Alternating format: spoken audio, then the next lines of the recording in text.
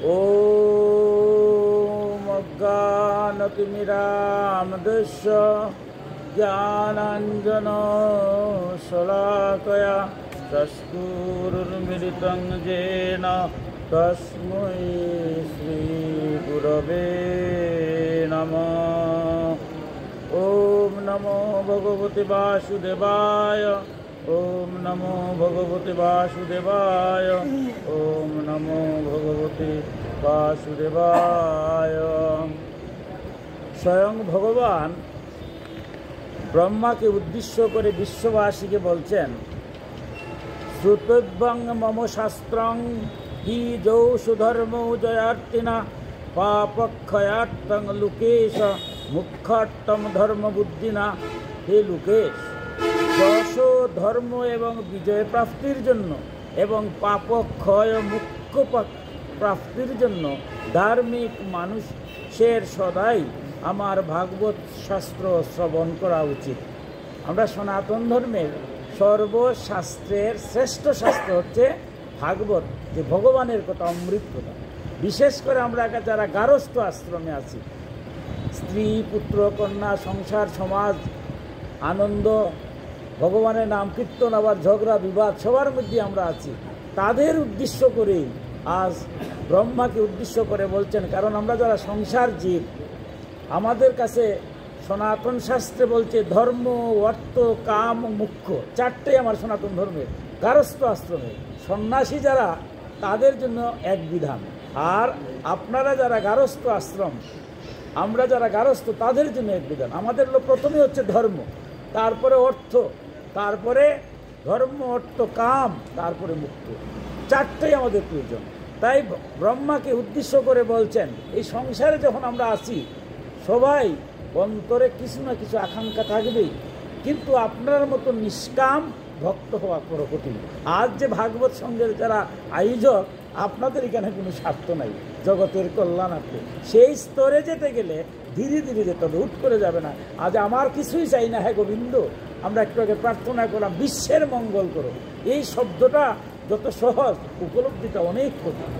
তাই ব্রহ্মাকে বলছেন যারা এই সংসার জীব, যারা যশ চাইতে চান, ধর্ম বিজয় প্রাপ্তি, ধর্ম এই যে আপনারা ধর্মপথে গিয়েছেন সেটা পাওয়ার জন্য, বিজয় পাওয়ার জন্য, এবং জন্ম জন্মান্তরের যে আমরা পাপ করি, পাপের ফলেই ইহকালে আমরা বড় অশান্তি ভোগ করি, কষ্ট ভোগ করি, সেই পাপ ক্ষয় করার জন্য এবং ইহকালে শান্তি এবং পরকালে মুখ্য লাভের জন্য সদাই আমার ভাগবত শাস্ত্র শ্রবণ করা উচিত। অর্থাৎ ভাগবত শাস্ত্র শ্রবণের মধ্য দিয়ে জন্ম জন্মান্তরের যত পাপ আছে সমস্ত পাপ ক্ষয় হয়ে ইহকালে শান্তি এবং পরকালে মুখ্য লাভ হয়, যে আমরা সবাই কিন্তু সেটি চাই। অনাদিরাদি গোবিন্দের কাছে সেই প্রার্থনা জানিয়েই আজকের আমরা নির্ধারিত পাঠ গঙ্গার বিবরণ ও ভগবান শঙ্কর কর্তৃক শঙ্করদেবের স্তুতি। সুখদেব পরীক্ষিতকে উদ্দেশ্য করে বলছেন, হে রাজন, যখন বলিরাজার যজ্ঞশালায় স্বয়ং যজ্ঞরূপী ভগবান বিষ্ণু ত্রিলোককে পরিমাপ করার জন্য চরণ প্রসারিত করেন, তখন তার বাম পদের অষ্টঙ্গের নখের আঘাতে ব্রহ্মাণ্ড কটাহের উপরিভাগ বিদীর্ণ হয়ে গিয়েছিল। আমরা জানি যে ভাগবতের অনেক ঘটনা, অনেক, আজকে একটা স্বল্প বিষয় আমরা আলোচনা করব, কিন্তু ঘটনাটা অনেক বিশাল, আমরা শেষ করতে করতে হয়তো কয়েক মাস লেগে যাবে। বিষয়টা হচ্ছে বলিরাজার আজকের যে ঘটনা, আমরা জানি দৈত্যরাজ বলি, উনি কিন্তু হিরণ্যকশিপুর বংশে, আবার ভক্ত প্রহ্লাদের বংশে, একই বংশে কিন্তু জন্ম নিয়েছিলেন বলি মহারাজ। তো বলি মহারাজের যে ঘটনা ছিল, তিনি যখন স্বর্গ রাজ্য দখল করেছেন, দখল করার পর ইন্দ্রের বজ্রে তিনি নিহত হয়েছেন।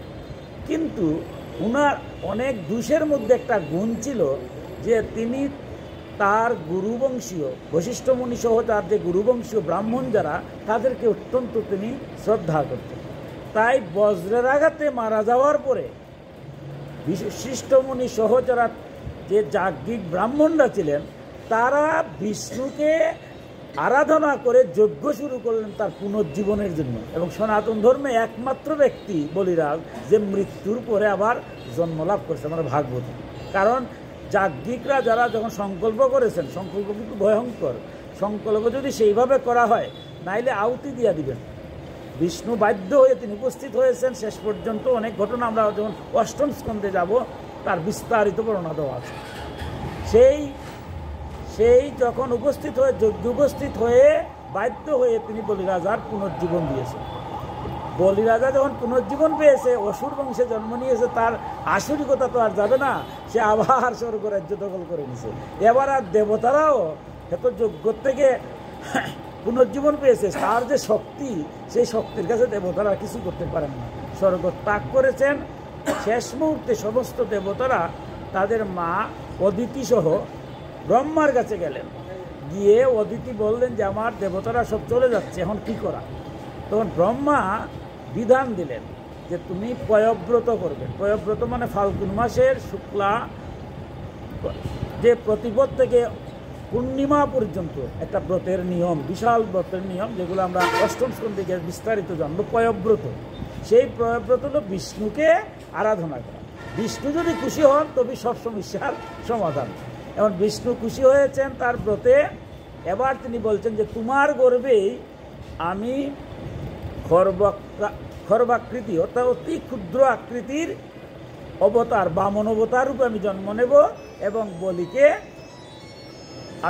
বলিকে কিন্তু নিধন করার কথা বলেন নাই, কারণ যজ্ঞ থেকে তার উৎপত্তি, তাই বলছেন আমি একটা সমাধান করব। এবার দেখুন ভগবানের কৃপা কীরকম। বলি মহারাজকে স্বর্গচ্যুত করার জন্য তিনি অদিতির গর্ভেই আমরা বামন অবতার রূপে তিনি জন্ম নিলেন। তার উপনয়ন যখন হলো, উপনয়ন হওয়ার পরেই বলি মহারাজ যজ্ঞ করতেন এবং উপস্থিত ব্রাহ্মণ রূপে যেই আসুক যা চাইবে তাই দান করবেন, কারণ তিনি পুনর্জীবন পেয়েছেন। এই জন্যই বলি মহারাজ ব্রাহ্মণ ভেসে তিনি যজ্ঞে উপস্থিত হয়েছেন, ছোট্ট ব্রাহ্মণ। তাই তিনি দাবি করেছেন যে আমি যা চাবো তুমি কি দেবে?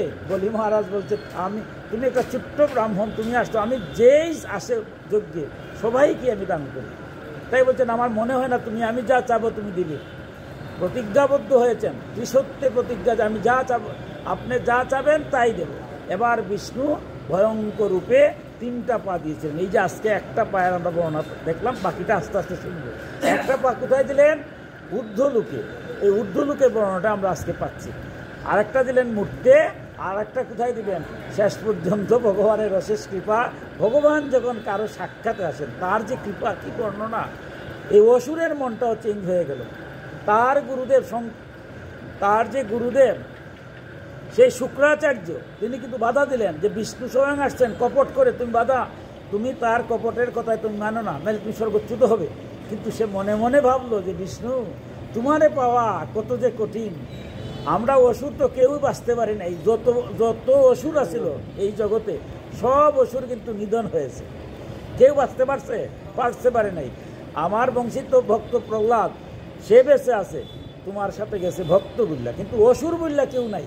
অত আমারে তো তুমি কোন চলে যে বধ করবা, অত আমি গুরু বাক্য লঙ্ঘন করবো। তুমি যখন আইছো তোমার চরণ পাওয়ার জন্য জগতে কত আরাধনা করে, আর আজকে আমাকে স্বর্গচ্যুত করার জন্য, আমার নিধন করার জন্য তুমি আসছো।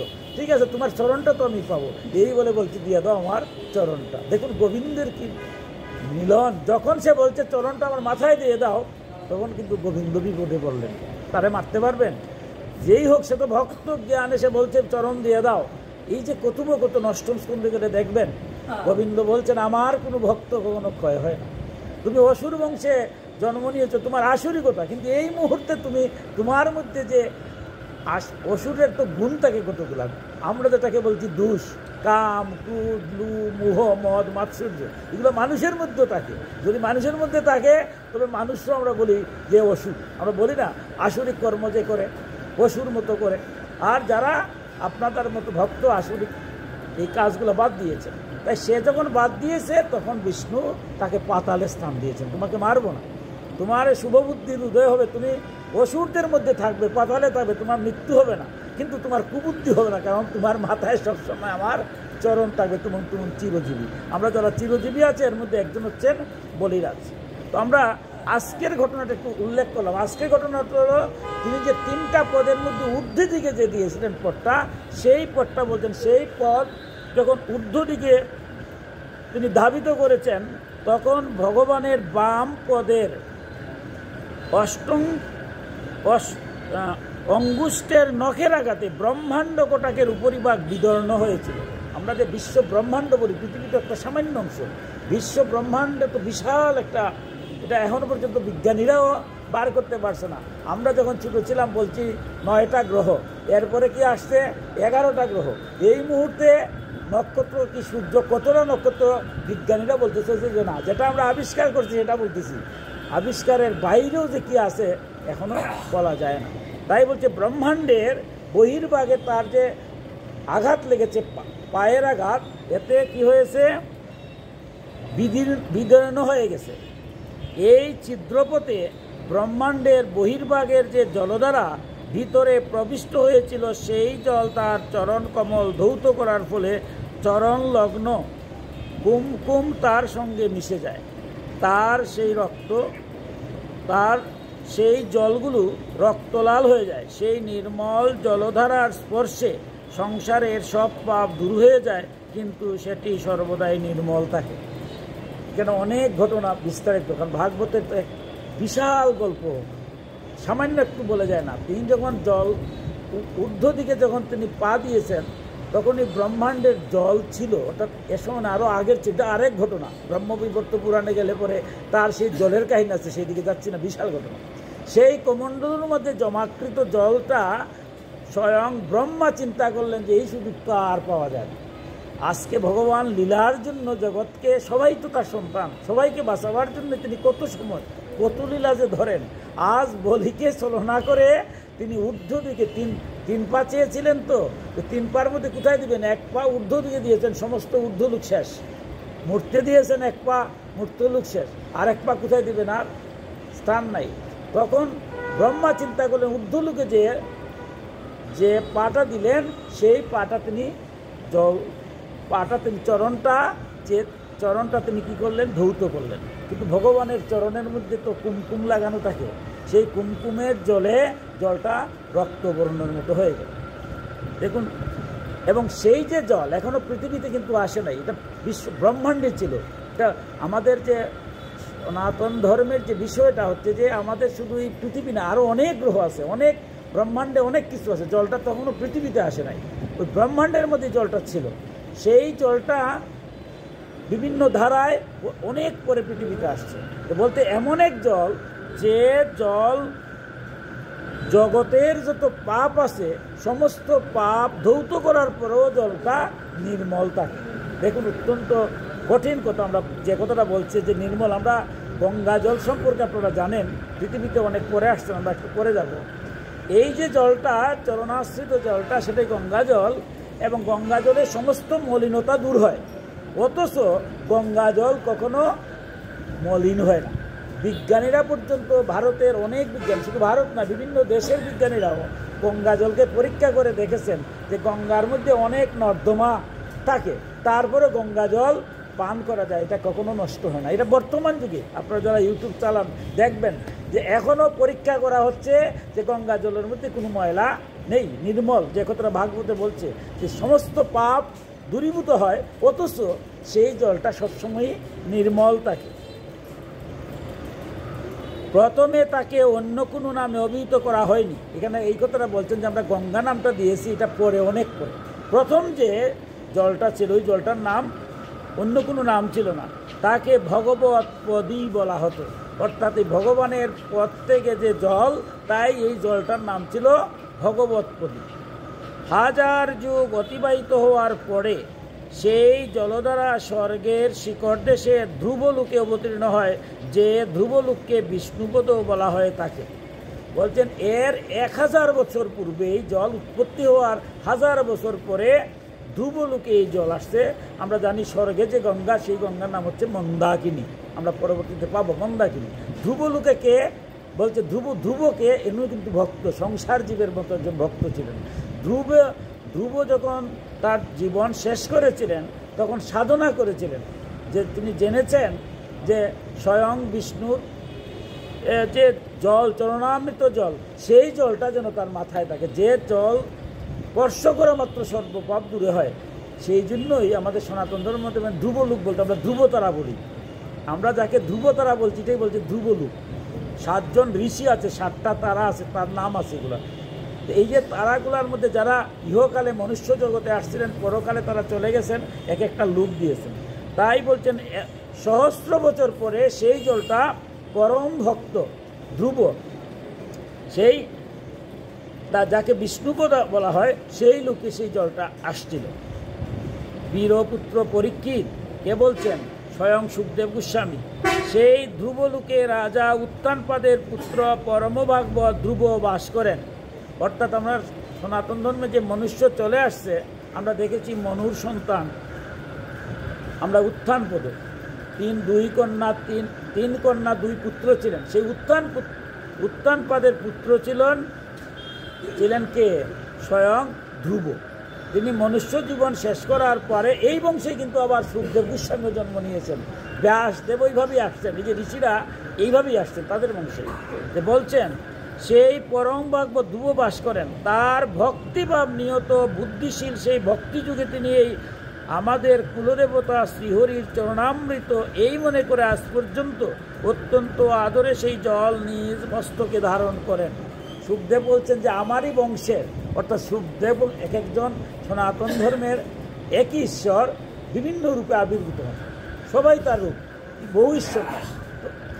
এক একজন বাড়িতে দেখবেন কুলদেবতা এক একজন তার, কেউ হয়তো বিষ্ণু, বিষ্ণুর আবার অনেক নাম আছে, কেউ আছে নারায়ণ, কেউ আছে দধিমাবন, এইভাবে বলছে যে আমাদের কুলদেবতা অর্থাৎ স্বয়ং যে সুখদেব গোস্বামী, যে আমাদের যে কুলদেবতা তিনি ছিলেন স্বয়ং বিষ্ণু। সেই বিষ্ণুর চরণ জল পাওয়ার জন্য ধ্রুব কি করছেন? এই সংসার ত্যাগ করার পরে যখন তিনি ধ্রুবলোকে অবস্থান করছেন, তখন তার ভক্তিতে সেই জল পেয়েছিলেন এবং অদ্যাবধি মানে এখন পর্যন্ত তিনি সেই জলটা সবসময় মাথায় দেন। কারণ ভক্ত যে গঙ্গা জল এমন এক জল দেওয়ার সাথে সাথেই আপনার সর্ব পাপ থেকে ক্ষয় হয়ে যায়। তাই বলছেন ধ্রুব আমাদের বংশের ধ্রুব, তিনি আজও যিনি ধ্রুবলোকে আছেন, কিন্তু গঙ্গা জল এখনও তার। কারণ গঙ্গা জলটা মানে কি? সেই যে জলটা, সেই জলটা হলো বিষ্ণুর চরণামৃত, বিষ্ণুর চরণ ধোয়া জল। আমরা যখন বিষ্ণুরে স্নান করাইয়া কিন্তু আমরা আবার বিষ্ণুর চরণ মন্ত্র যদি বলি কি, অকালে মৃত্যুহরণম সর্বব্যাধি বিনাশনম বিষ্ণু পাদৌ তখন পিত্তা সুরসি ধারায়ণ মহন।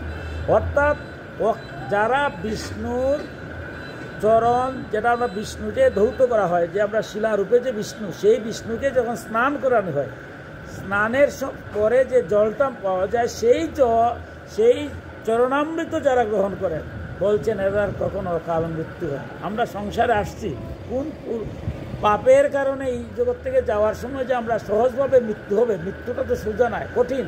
জন্মেছিলাম মায়ের গর্ভে, বুঝি নাই কিছু, মা বুঝেছে কত কষ্ট দুঃখ, আমি বুঝি নাই, কিন্তু যাওয়ার সময় কিন্তু আমরা বুঝি। তাই যাওয়ার সময় কিভাবে যাব? অপমৃত্যু হতে পারে, অপঘাতেও মৃত্যু হতে পারে, কেউ বলতে পারবে না কোন জন্মে জন্মান্তরে কোন পাপ করে আসছি। গোবিন্দ যদি কৃপা করে সেই পাপ থেকে মানে মুক্ত না করেন, তাহলে আমার গতি নাই। কিন্তু বলছে যারা চরণামৃত পান করে নিয়মিত, বলছে যে এই চরণামৃত যারা পান করে তারা আর অকাল মৃত্যু হয় না। অকালে মৃত্যু হরণম সর্বব্যাধি, তাদের কোনো রোগ সুখ থাকে না। দেখবেন আমাদের মুনি ঋষিরা যারা পাহাড়ে থাকে, আমার মতো প্রথম সংসারে আসি রোগ সুখে শেষ ঔষধ খেতে খেতে, আমার মুনি ঋষিরা যারা ধ্যান করছে তারা কি খায়, কিন্তু তাদের রোগ সুখ হয় না। তাদের পূর্ণ বিশ্বাস গোবিন্দর জলেই তারা মুক্তি পায়। অকালে মৃত্যুহরণং সর্বব্যাধি বিনাশনং বিষ্ণুপাদু তখন পিত্তা সুরসি ধারামন। আমরা একটু বিষ্ণুনামৃত আমরা যদি যেমন বিভিন্ন পূজাতে যদি আমরা মহাস্নান গ্রহণ করি, হাত ধুই, কিন্তু বিষ্ণুর যখন চরণামৃত নেই, হাত কিন্তু ধোয়ার বিধান নাই। বিষ্ণুর চরণামৃত কি বলছে? সুরসি ধারায়ং মহং, একটু পান করবেন, গণ্ডক পর্যন্ত যাবে, পেটে যাবেন, একটু সামান্য একটু জল মুখে নেবেন, এরপর এটা আপনার মাথায় সুরসী ধারণ করবেন, এতে আপনার সর্বপাপ ক্ষয় হয়। সেই গঙ্গা জলটাও বিষ্ণুর চরণামৃত সবসময় হয়তো পাই না, কিন্তু গঙ্গা জল কোথায়? আজকে যে বলছেন গভীর তত্ত্বকথা, ধ্রুব যখন স্বর্গে গিয়েছিলেন, যে একটা কল্প যখন শেষ হয় বিশ্ব ব্রহ্মাণ্ড সব শেষ হয়ে যায়, আমি একদিন শেষ হবো, কিন্তু বিষ্ণুর পা ধোয়া জল সবসময় কোথায় পাবো? সেই তো গঙ্গা জল, যেটাকে আমরা বলছি। তাই বলছেন সেই ধ্রুব মানুষ করেছিলেন, তাই সেই জলটা ধ্রুব লুকে গিয়েছিল। তাহলে আমরা দেখলাম উৎপত্তি হওয়ার পরে কিন্তু এখন পৃথিবীতে আসে নাই, ধ্রুব লুকে গিয়েছে। বলছেন এবং এখনো তিনি সেই জল মস্তকে ধারণ করেন, একটু পান করেন আর বাকিটা মাথায় ধারণ করেন।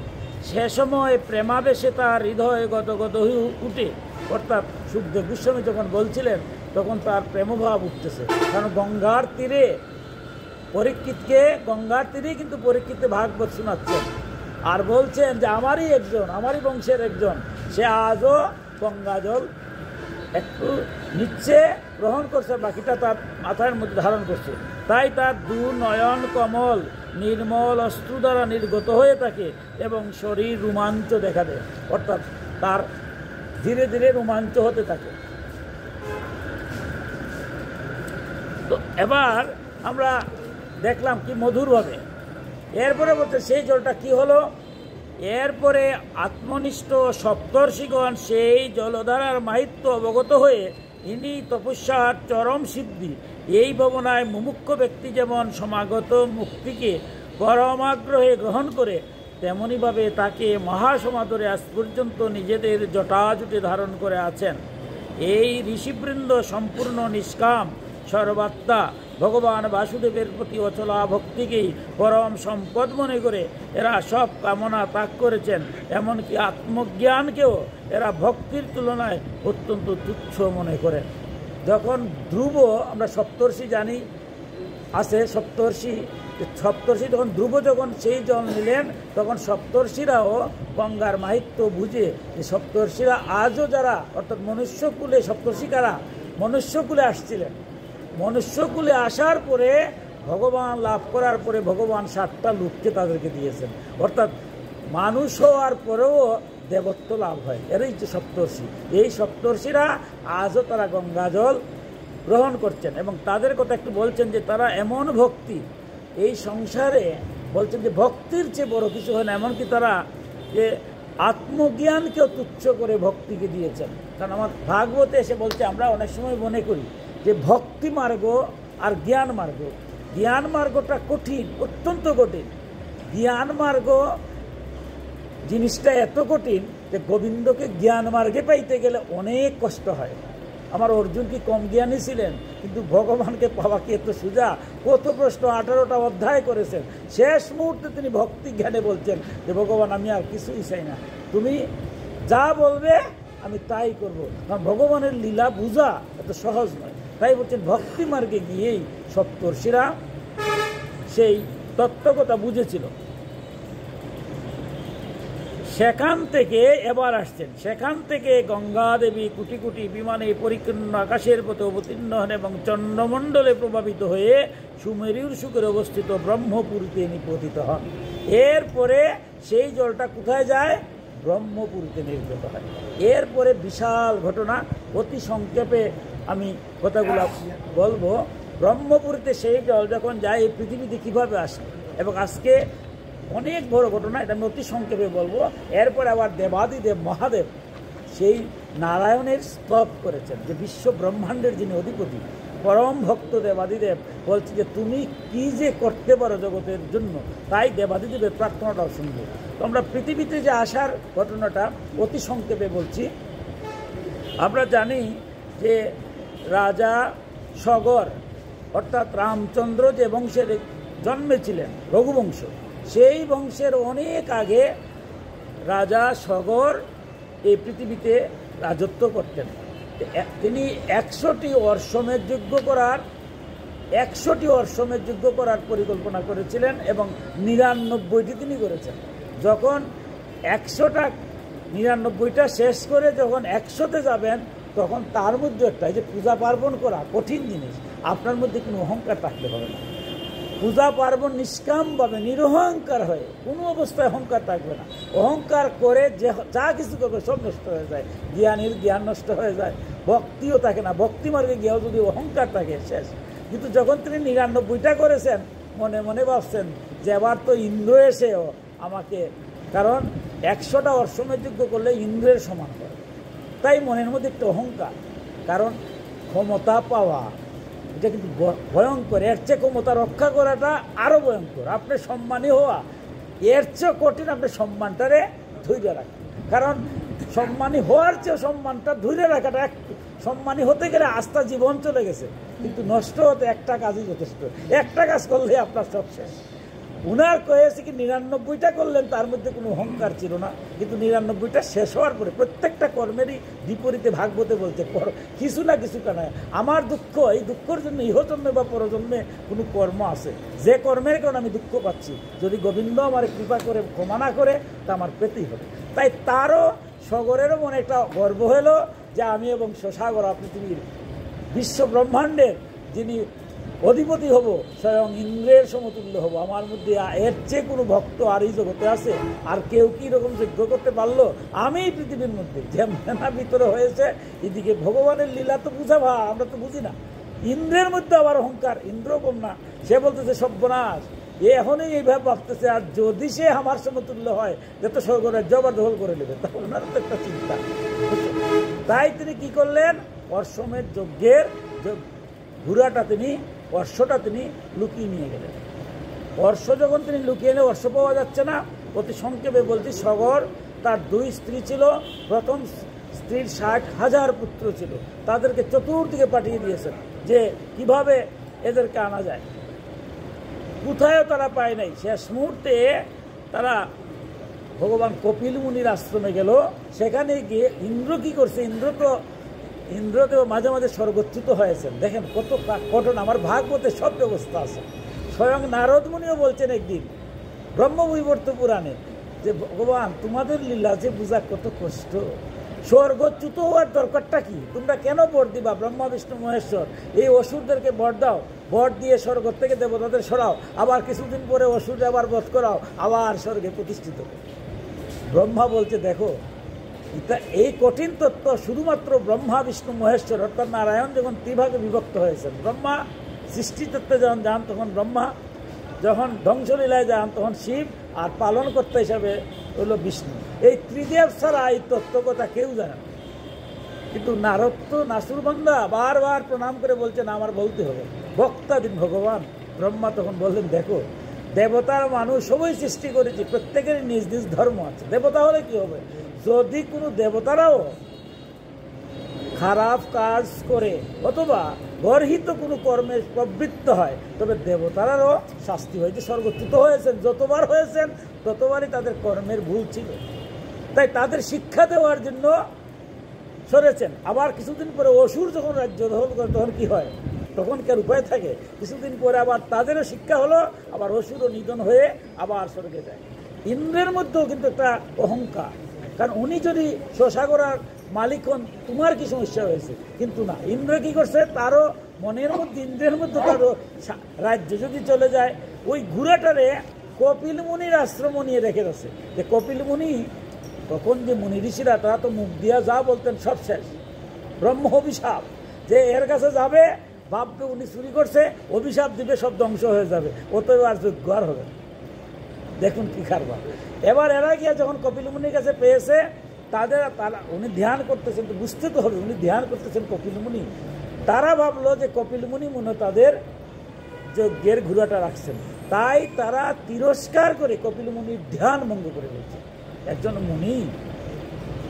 মুনির ধ্যান ভঙ্গ করা তো মহাপাপ। যখন তিনি ধ্যান ভগ্ন হয়েছেন, দেখছেন তাকে তারা ভৎসনা করছে। কেন ভৎসনা করছে?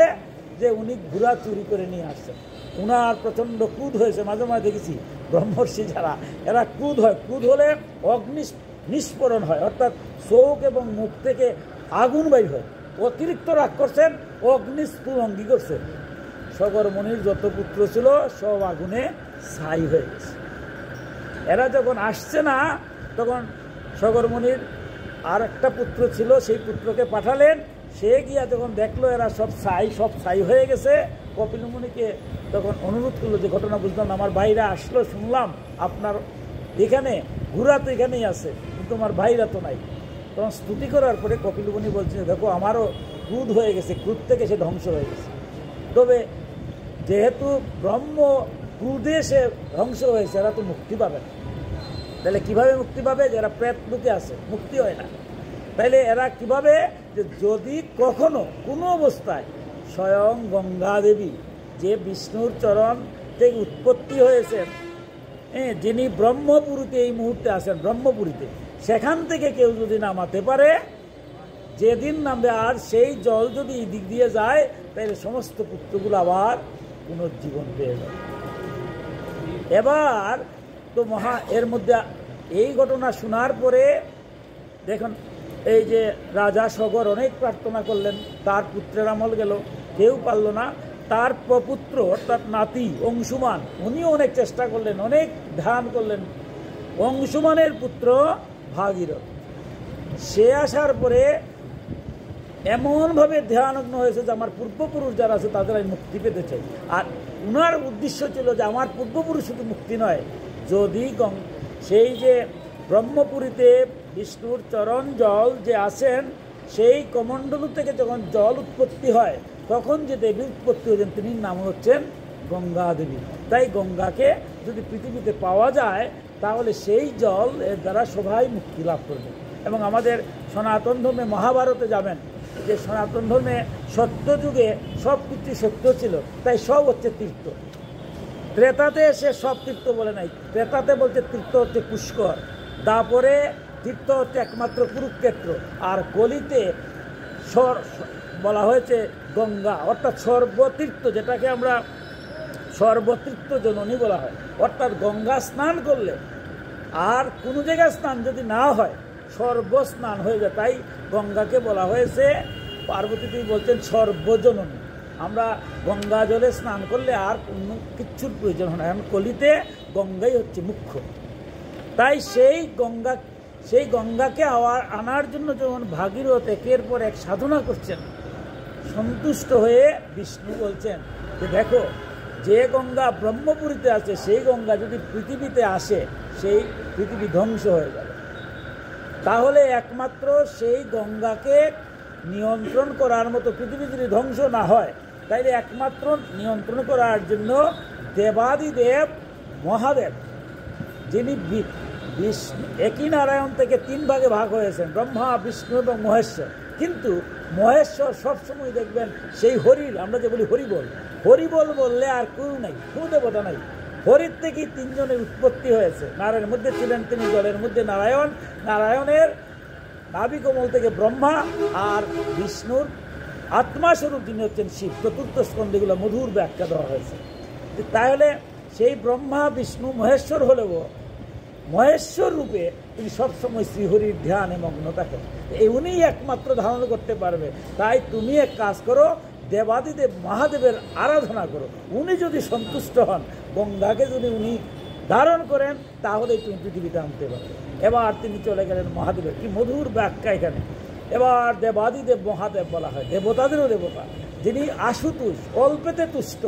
অর্থাৎ দেবাদিদেব মহাদেব এমন এক দেবতা, আমাদের সনাতন ধর্মে কিচ্ছুই লাগে না, যদি একটুটা জল দেওয়া হয়, জলেই খুশি। ভক্তি ভরে যদি জল দেন, ওম নমঃ পশুপতয়ে নমঃ, ওম নমঃ শিবায় নমঃ, বাস হয়ে গেল। আপনি যদি ভক্তি ভরে দিতে পারেন খুব সহজে।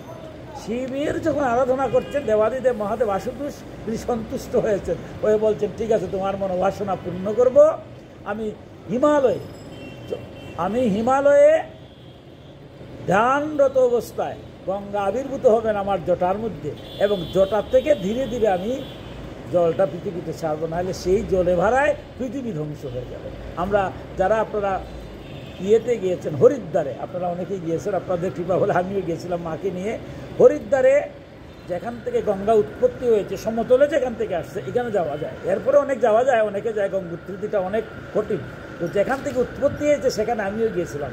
বিশাল দেবাদিদেবের মূর্তি এখানে আছে, এবং গঙ্গা হিমালয় থেকে, এই যে ভাগবতে যেরকম, কি অবাক কারবার, আপনারা যদি তীর্থে যান, ভাগবতে হাজার হাজার বছর আগে যেভাবে যা বলছে, এখানে গেলে দেখবেন 4টা ধারায়, বা বলছেন পৃথিবীতে আসার পরে 4টা ধারায়, ওইখানে দেখবেন 4টা ধারায় আসছে, 7টা ধারায় আসছে। এইভাবে বিভিন্ন যেভাবে বর্ণনা আছে সেভাবেই কিন্তু গঙ্গা পৃথিবীতে আসছে। মোট কত লোক দেবাদিদেব যখন ধ্যানস্থ,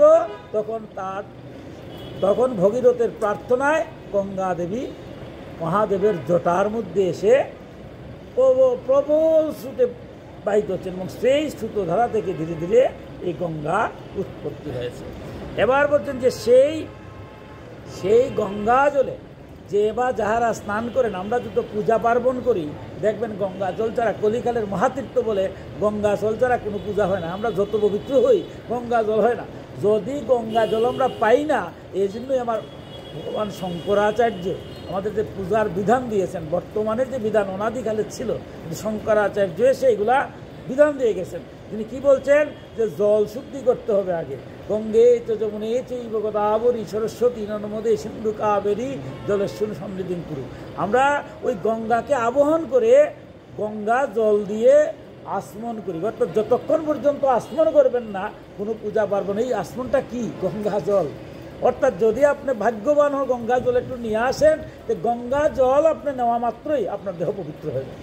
এই জন্য দেখবেন যত পূজা পার্বণ, পূজা যজ্ঞ, এই মুহূর্তে গঙ্গা জল নাই, তাহলে আমার একটা আসমনীয় লাগবে। কারণ যতক্ষণ পর্যন্ত আমার মুখের মধ্যে গঙ্গা জল দেই নাই, ততক্ষণ পর্যন্ত আমার অধিকার নাই পূজা পার্বণ, কারণ আমার দেহটাই পবিত্র হয় নাই। তাই গঙ্গা জল এই সংসারে এর চেয়ে পবিত্র আর সংসারে কিছুই নেই। গঙ্গা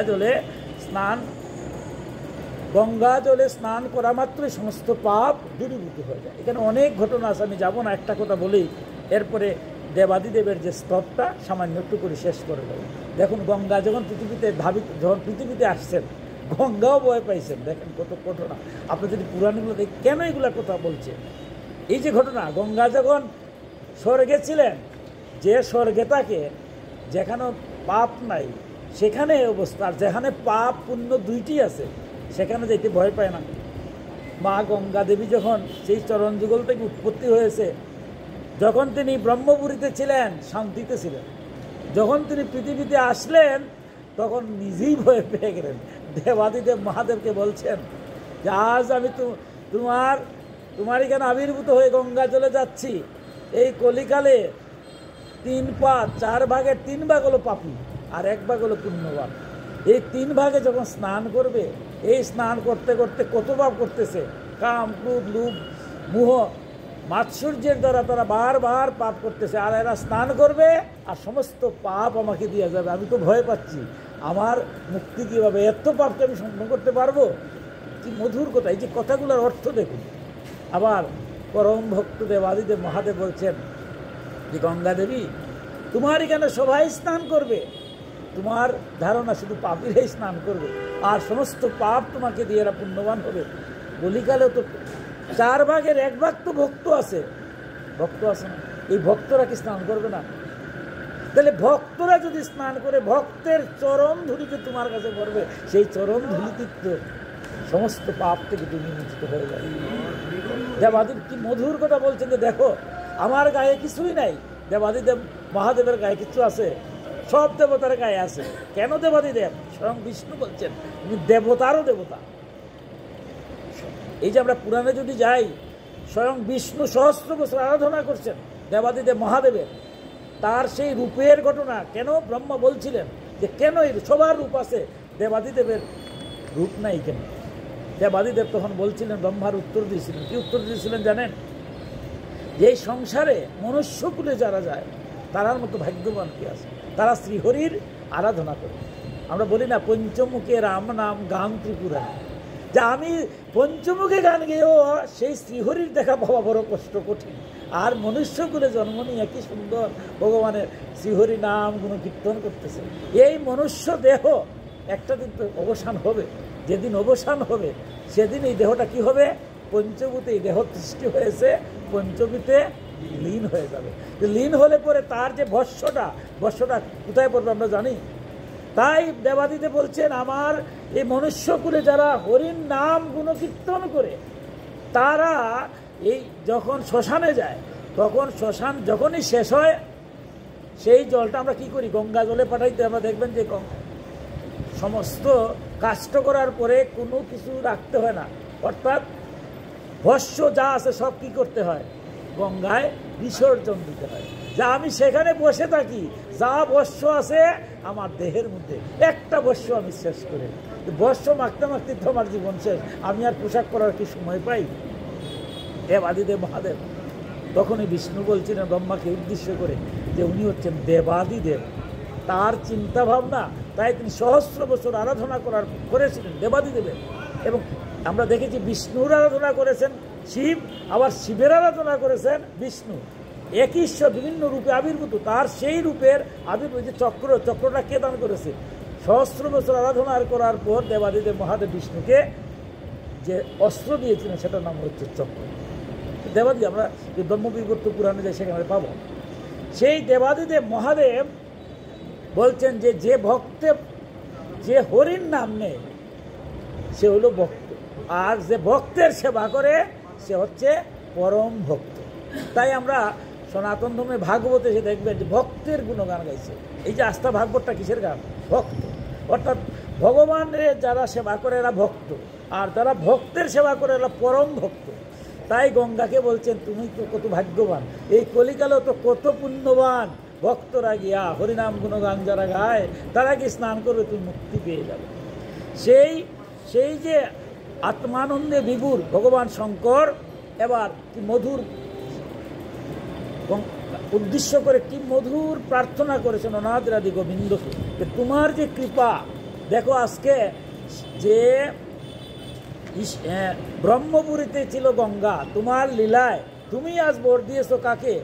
ভাগীরথরে দিয়া আবার সেই গঙ্গাটারে কোথায় নিয়ে গেছো? পৃথিবীতে নিয়ে গেছো। অর্থাৎ মানুষ যদিও পাপ করে থাকে তার পাপ থেকে মোচন করার জন্য। সুতরাং তোমার মতো দয়ালু এই সংসারে কেই আছে?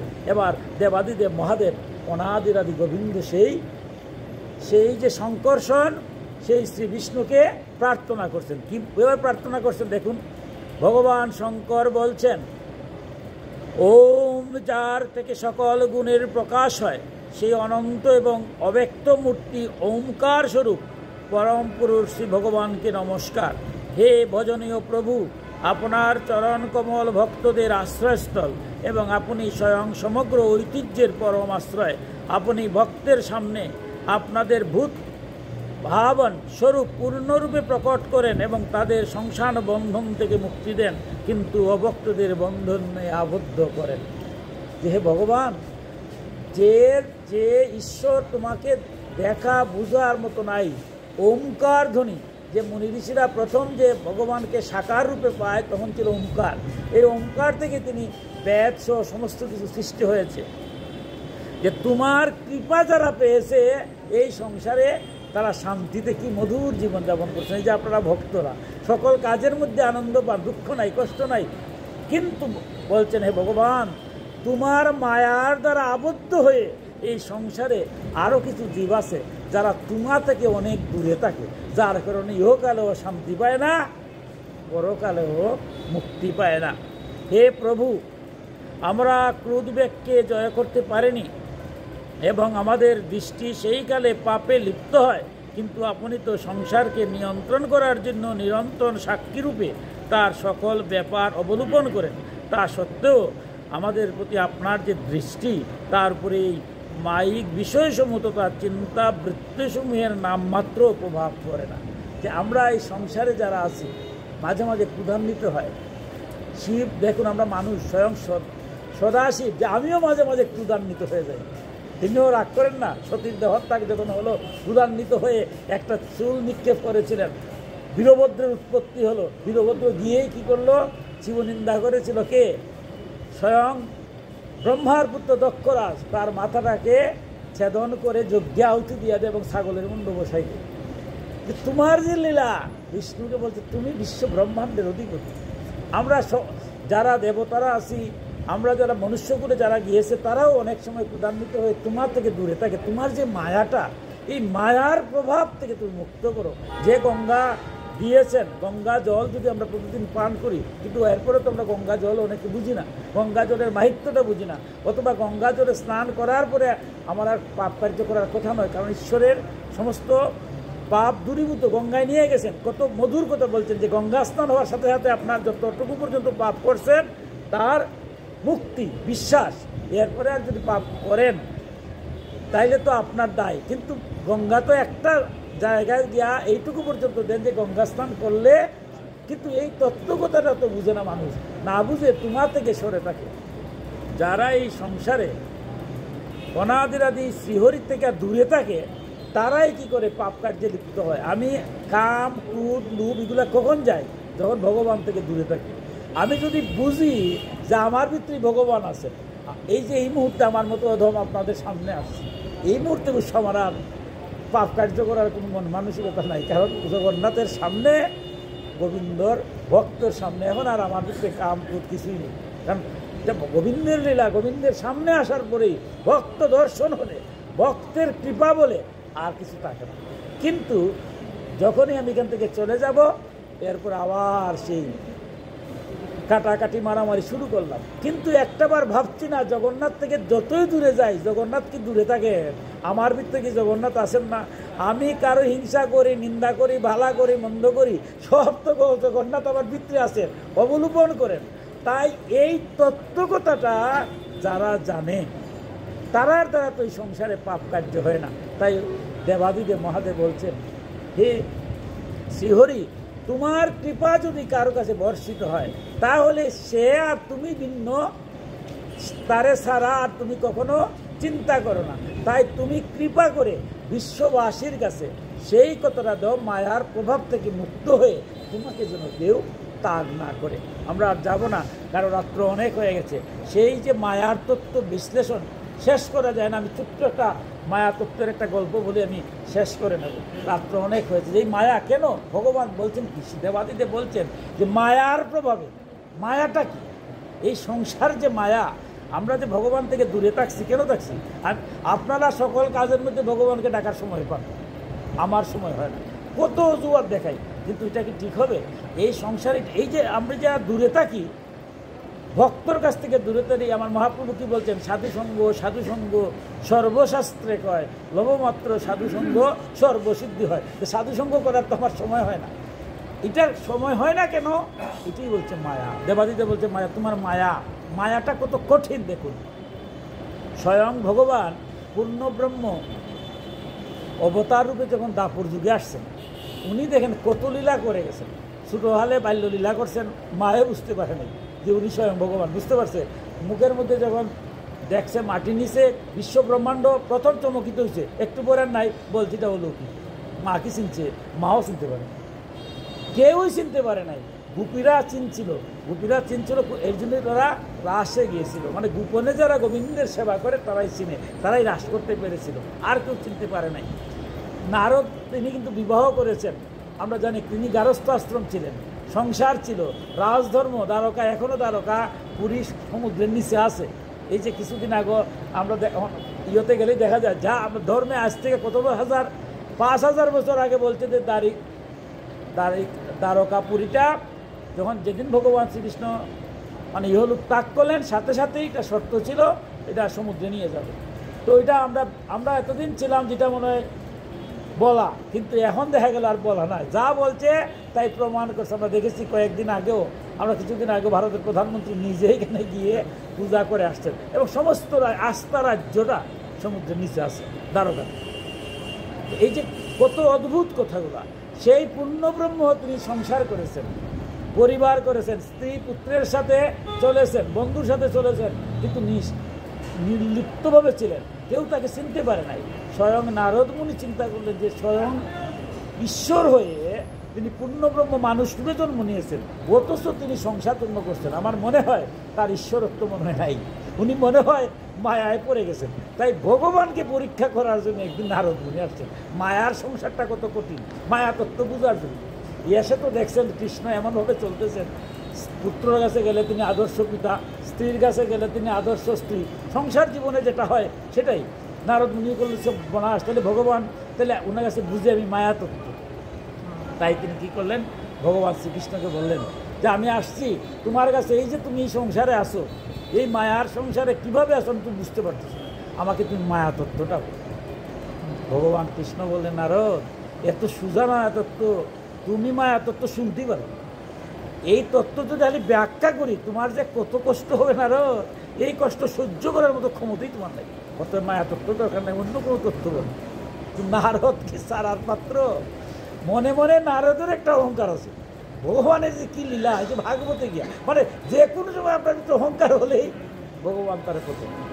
নারদে মনে মনে বলতেছে, তুমি আমারে প্রশ্ন করতেছো যে আমার মায়াতত্ত্ব বুঝাইতে গেলে কষ্ট হবে। তুমি তো বলছো যে যে ভক্ত আমাকে সর্বদা স্মরণ করে আমি তার হৃদয়ে অবস্থান করি, আমি কি একটা মুহূর্তের জন্য তোমার ছাড়ি? নারদ কিন্তু ছাড়েন। নারদ সবসময় কী করে, বিনা তারে নারায়ণ নারায়ণ। যে আমি যদি তোমার নাম সবসময় স্মরণ করি, তোমার সাধ্য আছে নাকি আমাকে দুঃখ দেওয়া?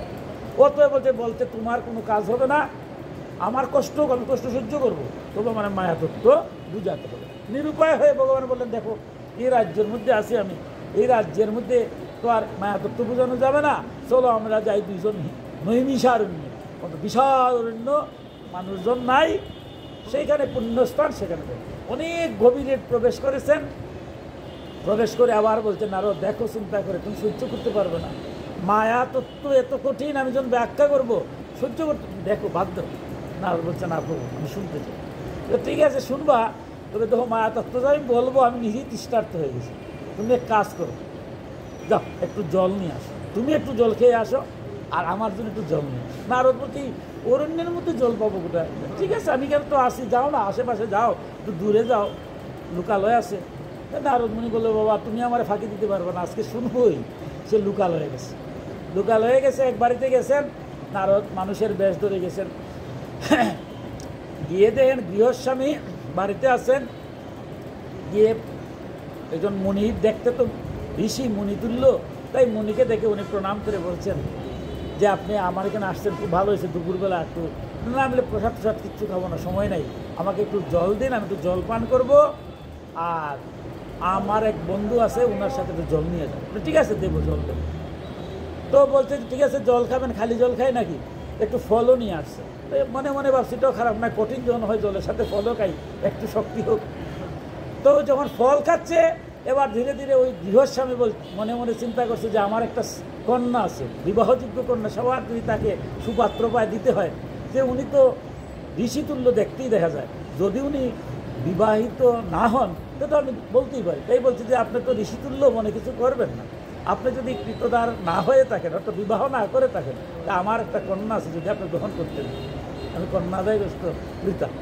নারদ মুনি করলো, এটা তো একটা খারাপ না, ভগবান যদি সংসার জন্ম করতে পারে, তা আমি একটু সংসার জন্ম করে দেখি না কীরকম লাগে। তাই রাজি হয়ে গেল। তো সাথে সাথে আমরা জানি 8 প্রকার বিবাহ, তাৎক্ষণিক বিবাহ হয়। সেই বিবাহ হলো, এরপরে দীর্ঘ সময়, সংক্ষেপে বলছি, দীর্ঘ সময় গিয়েছে, তার পুত্র হয়েছে, কন্যা হয়েছে, পুত্র দিকে আবার নাতি নাতন হয়েছে, সবাই আনন্দে আছে। কিছুদিন যাওয়ার পরেই হঠাৎ একটা বিশ্ব ব্রহ্মাণ্ড যেমন ধ্বংস হয়ে যাবে, এরকম একটা অবস্থা। মাঝে মাঝে আমরা দেখি না, বিভিন্ন সাইক্লোন আসে, একটা সাইক্লোন আসছে, মানে দিনের বেলা দুপুরবেলা অন্ধকার, কেউ দেখতে চায় না, এমনভাবে অন্ধকার হয়েছে, বুঝেই যাচ্ছে যে শেষ হয়ে যাবে।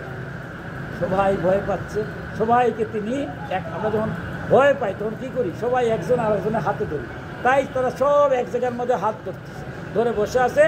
এমন সময় শুরু হয়েছে ঘূর্ণিঝড়, বিশাল ঘূর্ণিঝড়, ধীরে ধীরে ঘর বাড়ি যা ছিল সব নিয়ে গেছে। এরপরে কে কার কয়জনকে হাত ধরা যায়, ধীরে ধীরে চোখের সামনে দেখতেছে ওনার নাতি নাতনি, এইভাবে নাতি বউ, ছেলের বউ, এইভাবে ধীরে ধীরে একজনের পর একজন নিয়ে যাচ্ছে।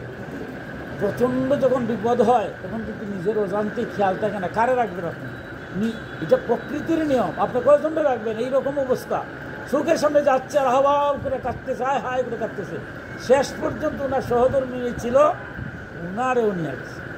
এখন কে রইল একা। এবার যখন সব নিয়ে গেছে, এবার হাউ হাউ করে কাঁদতেছে, নারদ বলতেছে হা গোবিন্দ হা গোবিন্দ হা কৃষ্ণ, আর তোর এই সংসারে সব চলে গেল, আমারে রাখলা কেন? যেমনি না হা গোবিন্দ হা কৃষ্ণ বলছে, সাথে সাথে গোবিন্দ গোবিন্দ এক জায়গায় ভাগবতে বলছেন, আমি বড় দুর্বল, অনেক কঠিন কঠিন কথা বলছেন, কিন্তু ভাগবতে এসে বলছেন আমার কোনো ভক্ত যদি আমারে প্রাণ খুলে হা গোবিন্দ হা কৃষ্ণ বলে নয়ন বাড়ি, নয়ন জলে যদি আমার পূজা করে। গীতায় তো বলছেন পত্রং পুষ্পং ফলং তুষং, আমার একটু তুলসী পাতা দাও, আমার একটু ফুল দাও, আমার একটু ফল দাও, না পারলে একটু জল দাও। আর ভাগবতে বলছে কিচ্ছু দরকার নেই, যদি কেউ ভক্তি করে একটু নয়ন জলে হা কৃষ্ণ হা গোবিন্দ বলে ডাকে, সেই ডাক আমি ফেলতে পারি। আমি সেই ভক্তের কাছে আমি চলে আসি। যেমনি না হা গোবিন্দ হা কৃষ্ণ ডেকেছে, অনাদিরাদি গোবিন্দ আসছেন। গোবিন্দ আসতে কি আর দুর্যোগ থাকে? সমস্ত ঠিক হয়ে গেছে। গোবিন্দ তার পিছন দিকে হাত দিয়ে বলছে, নারদ আমার জল। এবার নারদ, এতক্ষণ কোথায় ছিল?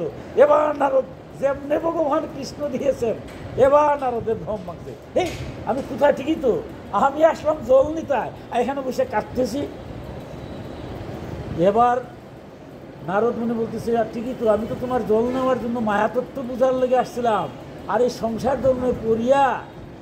এবার ভগবান বলছে, দেখো মায়াতত্ত্ব হয়ে গেছে। তুমি যে মায়াতত্ত্ব জানবে, আমি বলছিলাম না অনেক কষ্ট, তুমি বলছিলা যে সব কষ্টেই তোমার কষ্ট লাগবে না। দেখো নারদ, যেমনে না সংসারে ঢুকছো, একবার আমার নাম নিয়েছে, এখন সব খুয়াই নিছ, কিচ্ছু নাই। শেষ মুহূর্তে আইয়া যখন বেলা কেউ নাই, এবার হা কৃষ্ণ। এই সংসারটা মায়া তো এটাই, মায়ায় পড়ে কেউ আমারে ডাকে না, কেউ ডাকে না বললি তো সব শেষ। এই সংসার থেকে একদিন তো যেতে হবে না? আমি কি চিরদিন এই পৃথিবীতে থাকবো? তাই বলছে এটার নামই মায়া। মায়ায় পরে দেখো তোমার অবস্থা কি হয়েছে, আজকে দুঃখ করো, কষ্ট করছো, আর আমার জল নেওয়ার কথা তো তুমি ভুলিয়ে গেছো। এটার নামই হচ্ছে সংসারের মায়া। তাই দেবাদিদেব মহাদেব বলছেন, হে গোবিন্দ, তোমার মায়াতত্ত্বের ঊর্ধ্বে উঠে যারা সবসময় তোমার চরণাশ্রিত থাকে, সেই ভক্তকে তুমি কখনো কষ্ট দেও না, দুঃখ দেও না। তাই আজ আমরাও ভগবান শঙ্কর, ভগবান দেবাদিদেব মহাদেব বিষ্ণুকে যে স্তব করেছেন, আমরাও স্তব করি।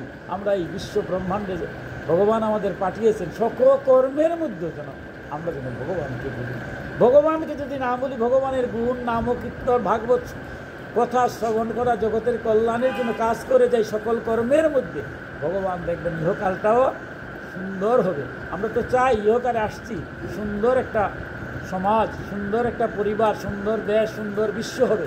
বিশ্ব ব্রহ্মাণ্ডে সুন্দরভাবে একদিন যেদিন যাওয়ার সময় হবে, অনাদিরাদি গোবিন্দই আমাদের তার চরণে। সেই প্রার্থনা জানিয়ে আবারও যারা পরম ভক্তগণ, ভাগবত সঙ্গের যারা জন্মান্তরের পুণ্যবল যারা এই সঙ্গের আয়োজন করেন, এবং ভগবান আমার মতো অধমকে দুটি কথা বলার সুযোগ দিয়েছেন, সবাইকে আত্মজ্ঞানে আমার প্রণাম জানিয়ে আমার ভাগবতীয় কথার এখানেই বিশ্রাম দিলাম। সর্বে ভবন্তু সুখিনঃ, সর্বে সন্তু নিরাময়া, সর্বে ভদ্রাণি পশ্যন্তু, মা কশ্চিৎ দুর্ভাগ ভবেৎ। হে পরমেশ্বর, এই পৃথিবীর সকলেই সুখী হোক, সকলেই কল্যাণ লাভ করুক, কেউ যেন দুঃখ লাভ না করে, সকলেই শুভপদ দর্শন করুক, সকলেই শান্তি লাভ করুক। ওম শান্তি, ওম শান্তি, ওম শান্তি। জয় জয় নিতাই গৌর সীতানাথ প্রেমানন্দে, হরি হরি বল। জয় জয় নিতাই গৌর সীতানাথ প্রেমানন্দে, হরি হরি বল। জয় জয় নিতাই গৌর সীতানাথ প্রেমানন্দে, হরি হরি বল। হরে কৃষ্ণ কৃষ্ণ কৃষ্ণ হরে হরে, হরে রাম রাম রাম হরে হরে, হরে কৃষ্ণ কৃষ্ণ কৃষ্ণ হরে হরে, হরে রাম রাম রাম হরে হরে, হরে কৃষ্ণ কৃষ্ণ কৃষ্ণ হরে হরে।